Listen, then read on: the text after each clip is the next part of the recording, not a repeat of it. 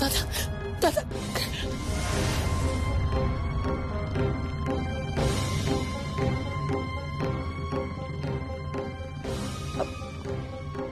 কি হলো দাদা? জানিস,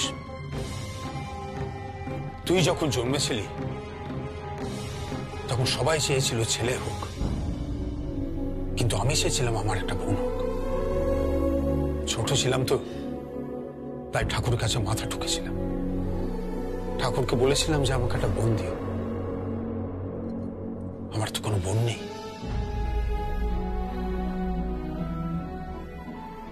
আমার কোনো বোন ছিল না। ছোট তরফের বোনেরা তার ভাইদের রাখি পড়াতো, ভাই ফোঁটা দিত। তখন আমার কতই বা বয়স,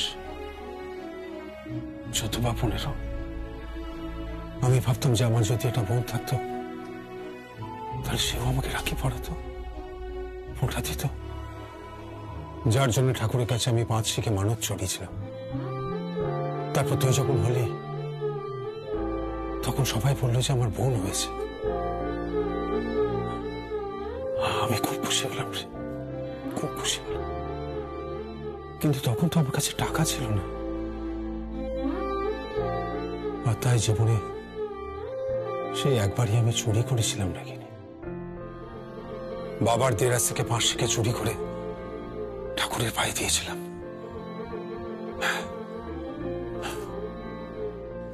আর তুই তুই কি করলি সারা দুনিয়ার সামনে? তুই কি করলি? তোকে আমি কোনোদিন ক্ষমা করতে পারবো না, কোনোদিনও না। অন্য কেউ হলে তাকে আমি চাপকে শীতে করে দিতাম, কিন্তু তোকে আমি তা পারবো না, কারণ তুই যে আমার বড় আদরের বোন। আর সেই জন্যই তো যখন তোর স্বামীর অভাব হলো, যখন তোরা সংসার চালাতে পারছিলি না, তখন তোদের সবাইকে এ বাড়িতে নিয়ে এসে ঘর দিলাম, সংসার দিলাম, এমনকি তোর মেয়েদের পড়াশোনার দায়িত্ব পর্যন্ত নিলাম। তুই তুই সারা দুনিয়ার সামনে এইভাবে আমাকে ছোট করলি। কেন করলি রাগিনী, কেন করলি? অনেক আগেই আমরা ছোট হয়ে গেছি বর্দা। হ্যাঁ, তুমি ছোট করেছো সবার সামনে আমাদেরকে। এই বাড়িতে একটা ঢাকির মেয়েকে বউ হিসাবে স্বীকৃতি দিয়ে তুমি ছোট করেছো সবাইকে। এই বাড়ির যোগ্য নয় ওই যমুনা ঢাকি। একটা ঢাকি এই বাড়ির বউ হতে পারে না, সে তুমি যতই বলো। তুমি হয়তো জানো না, যবে থেকে ওই মেয়েটা এই বাড়িতে এসেছে তবে থেকে কত বিদ্রুপ আমাকে শুনতে হয়েছে। লোকে তোমাকে নিয়ে হাসাহাসি করে বড়দা, আমাদের সবাইকে নিয়ে টিপ্পনি কাটে। তুমি ছোট তরফের কথা বলছিলে না, জানো ওরা কি বলে? ওরা বলে দেখো দেখো এই বাড়ির বউ কিরকম হয়েছে, দেখো একটা ঢাকি পরিবারের মেয়ে। ওরা এটাও বলে যে জমিদার বংশ তো, বাড়ির ছেলে ফুর্তি করতে গিয়ে ভেসে গেছে। চুপ, একদম চুপ। আর একটা কথা বলবি না। আর একটা কথা শুনে রাখ, তোকে আমি জীবনে কোনোদিন আর ক্ষমা করতে পারবো না। না দাদা, কোনোদিনও না, মনে রাখিস এই কথাটা।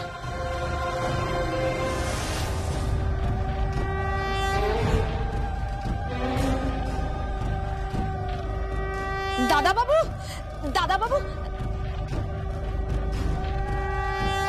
কি হয়েছে? বিয়ে হচ্ছে।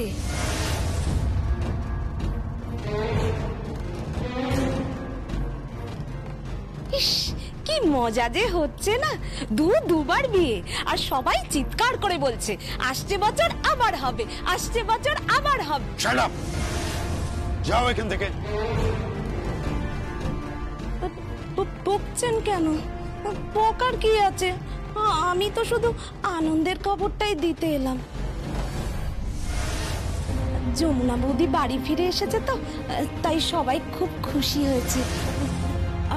আচ্ছা, আমি বরং ওদিকে যাই।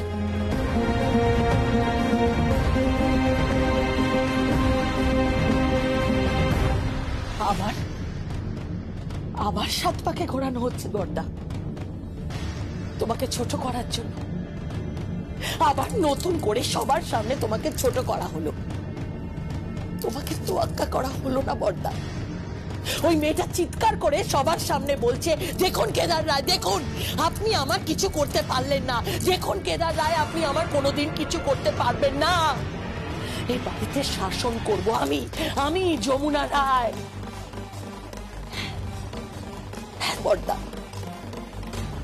এইবারে রায় পরিবার নিজের মতন করে চালাবে, শাসন করবে। একটা ঢাকি, যমুনা ঢাকি।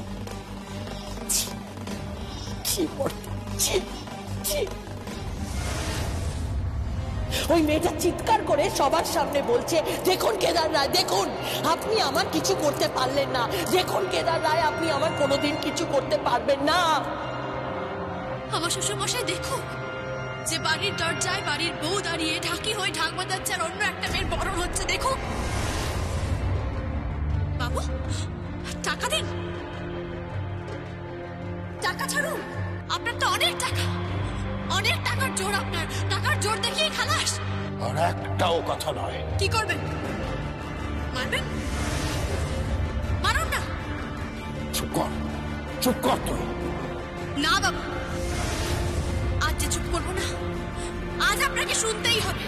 একসময় তো আপনারা জমিদার ছিলেন, প্রজাদের রায় দিতেন। দিন, আজ রায় দিন।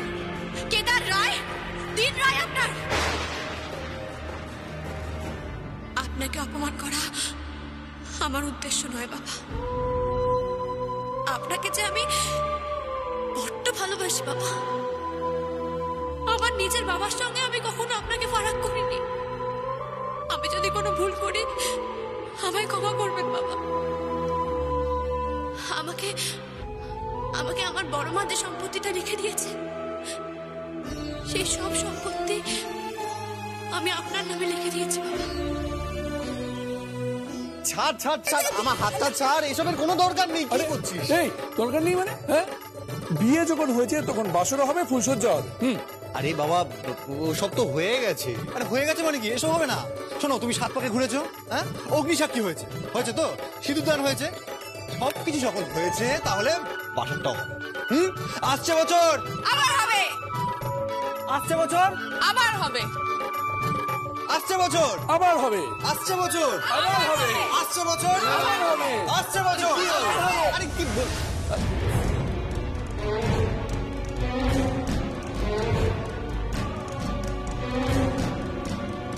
কি বলছিস?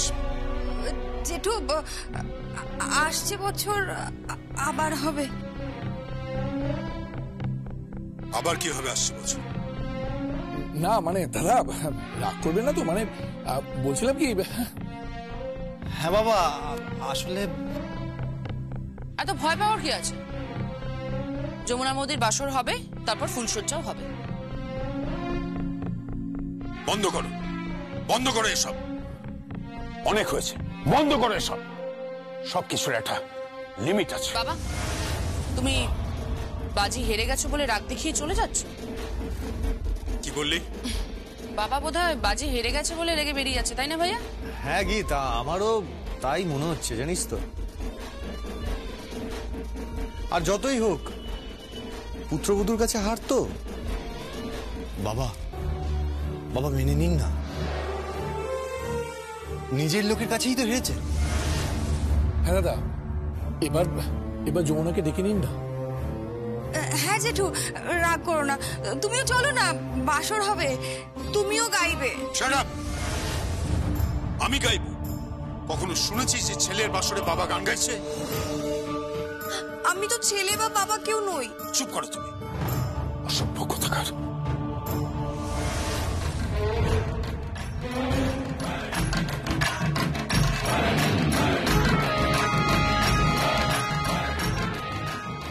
এখন প্রেশার কত আপনার? মানে? আপনার প্রেশার কত? তা জেনে তুমি কি করবে? আমার প্রেশার কত? প্রেশার কত? ওষুধ খাওয়া হচ্ছে কি? সেটা কারোর জানবার দরকার নেই। সঙ্গীত, সঙ্গীত, হ্যাঁ বলো। ওকে বলে দাও যে কেদার রায়ের কাউকে কোনো প্রয়োজন নেই। আমার প্রেশার বাড়লো কি কমলো সে খবর নেওয়ার কারো কোনো দরকার নেই। ছোটকর্তা বাবু, ওনাকে বলে দিন প্রেশার বাড়ছে আর তার রেশ এই বাড়িতে পড়ছে। সঙ্গীত, ওকে জিজ্ঞেস কর কিসের রেশ বাড়িতে পড়ছে। ওনাকে বলে দিন প্রেশার বাড়ছে আর উনি গাক গাক করে চিৎকার করছেন। গাক মানে সঙ্গীত, সঙ্গীত ওকে বলে দে এই গাক গাক এই সমস্ত শব্দ যেন আমার জন্য ব্যবহার না করে, তার ফল কিন্তু ভালো হবে না, আমি বলে দিলাম। ছোটকর্তা বাবু, আপনি বলে দিন, আমি না কাউকে ভয় পাই না। এক মিনিট আমি বলি কি, তোমরা মুখোমুখি দাঁড়িয়ে ঝগড়া করে নাও, আমি এখান থেকে যাচ্ছি, ঠিক আছে? বাবা বাবা, তুমি এরকম বাচ্চাদের মতন করছো কেন? কেন? মানে যেভাবে ভাব পাচ্ছি কথা বলছো তাই। ঠিক বলেছ বাবা। বাবা এভাবে ভাব বাচ্চা কথা বলবে না প্লিজ। তুমি চুপ করো। ছোটকর্তা বাবু, ওনাকে বলে দিন যে বেদ এই বাড়ির জামাই, সম্মান দিয়ে কথা বলতে বলুন। হ্যাঁ, সবারই তো এই বাড়িতে সম্মান আছে, শুধু আমার ছাড়া। এই সব কিছুর জন্য দায়ী হচ্ছে ওই রাগিনী, একেবারে চড়িয়ে সিধে করে দিতে হয়।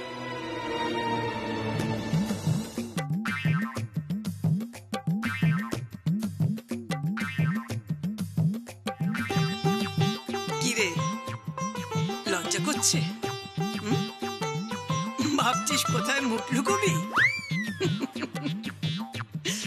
পুত্রবধূর কাছে একেবারে গোহারান হেরে গেলি। জীবনে হারিনি। সঙ্গীত, তোর বউকে মারলাম না আমি। প্রেশারের ওষুধটা খেয়ে নেওয়া হোক, কাউকে জ্ঞান দিতে পালন করা হোক। প্রেশারের ওষুধ না খেলে বাড়িতে ঝামেলা হোক। কে ঝামেলা করে আমি দেখবো? খাবো না। প্রেশারের ওষুধ খাবো না, সুগারের ওষুধ খাবো না, কিচ্ছু খাবো না বলে দিলাম। বড় মা, তোমার ছেলে না একেবারে দুগ্ধপোষ্য।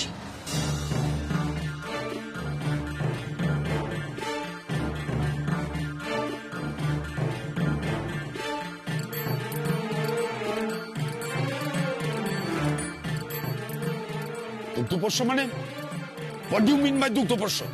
সঙ্গীত, তোর বউকে বলে দে এই দুগ্ধপোষ্য ওয়ার্ডের উপর কিন্তু আমি অবজেকশন জানালাম। ছোটকর্তা বাবু, আপনি বলে দিন যা খুশি অবজেকশন জানান, ওষুধটা খেতেই হবে। জেঠু, খেয়ে নাও না। বড় মামা প্লিজ খেয়ে নাও না। না, খাবো না। কিন্তু নিকুচি করেছে সংসারে, আমি চললাম এই সংসারে। এই বড়দা, এই বড়দা কি সত্যি চলে যাবে নাকি? বাবা চলে যাবে? না না, ও যাবে না, ওর দৌড় ওই অবধি। ওষুধটা হাতে নিয়ে ভাববে যে খাবো কি খাবো না, যদি হেরে যা একেবারে দুগ্ধপোষ্য।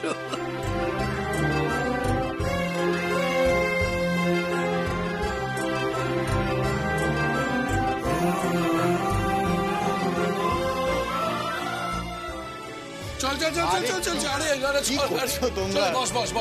আরে আমার কথা শোনো। না, আজকে এখানে বাসর হবে, ব্যাস তুই বস। ইয়েস, আজকে বাসর হবে, নাচ গান আমোদ আহ্লাদ সব হবে। এটা কিন্তু ঠিক হচ্ছে না।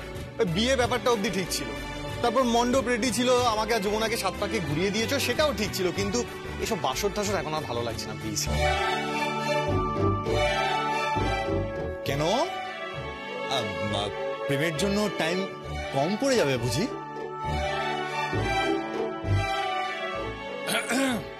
আমি কিন্তু গুরুজন, হ্যাঁ, আমি পিস শ্বশুর। প্লিজ বাসর ঘরে কেউ শ্বশুরের পদমর্যাদা নিয়ে প্লিজ ঢুকবেন না, আমার অবজেকশন আছে। আর তাহলে শ্বশুরমশাই বেরিয়ে যাক। ওকে, আমি শ্বশুরটা বাদ দিয়ে দিলাম।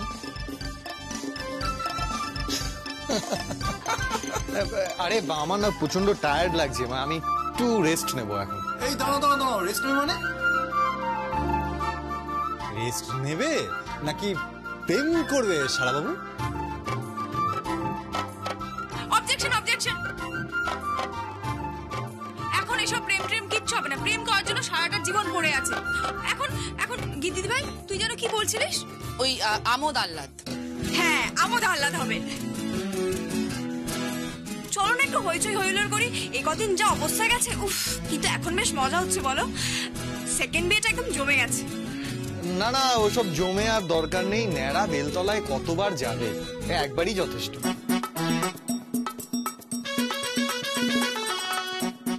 মানে আমি বেলতলা নাকি?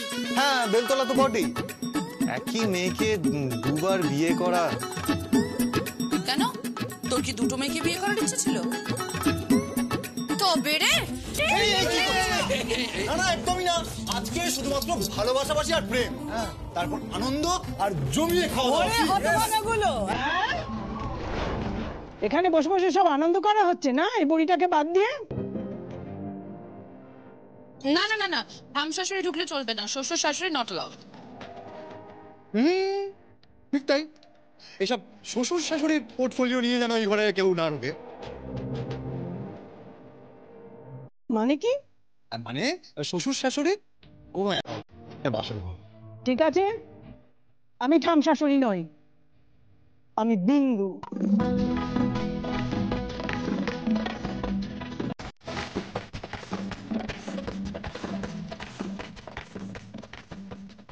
এই তো দেখো দেখো দেখো, মাই ডার্লিং বিন্দু। এসো এসো এদিকে। আগে জানলে না আমি তোমাকেই বিয়ে করতাম। কি যমুনা? বুড়ি তোমার বরটাকে ডাক। সে তো ওপরে আছে। আমি জানি না, তাকে ডাকো, ডেকে নিয়ে এসো, আমি তার সঙ্গেই প্রেম করবো। সে তো নেই, সে স্বর্গ থেকে দেখছে। ঠাম্মির সাথে আমার প্রেমটা একবারে জমে যাবে। এই ভালো হবে, খুব ভালো হবে। বুঝি আমার শাশুড়ি মার সাথে একটু নাচ হয়ে যাক। হ্যাঁ, এই না না, দেখ একদম এরকম করিস না তো। আমার পায়ে ভীষণ বাতে ব্যথা আছে বাপু। না ঠাম্মি, তোমাকে একটু নাচতেই হবে। আরে ঠাম, একটু কোমরটা দুলিয়ে দাও না। দিদন প্লিজ একটু নাচো না। ঠাম্মি নাচুন না, নাচুন না। হ্যাঁ ঠাম্মি, আমি একটু নাচুন না প্লিজ। ঠাম্মি একটু একটু একটু নাচুন। প্লিজ নাচো ঠাম্মি, প্লিজ নাচো না, প্লিজ নাচো। মিউজিক।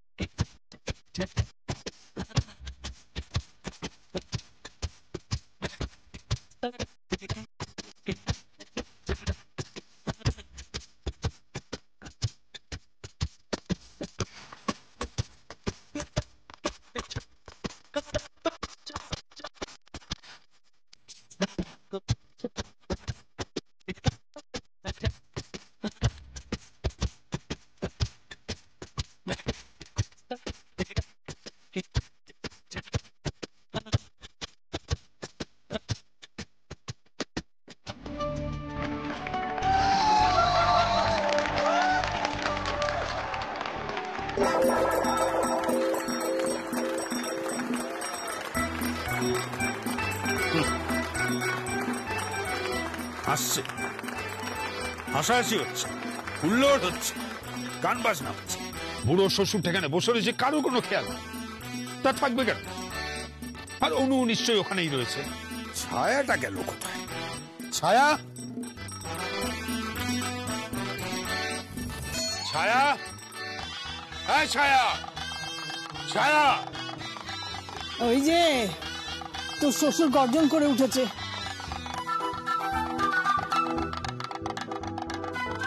হ্যাঁ, আহত সিংহ গর্জে উঠেছে।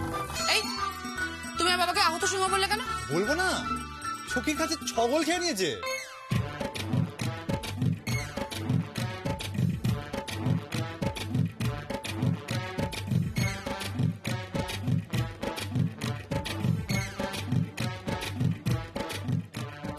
ছায়া, হ্যাঁ বাবু। ছায়া বলে দে যে এটা একটা বাড়ি, এটা কোনো রঙ্গমঞ্চ বা রঙ্গশালা নয়। এত হই হই করবার কি আছে আমি তো বুঝলাম না। শুনলেন তো কি বললো?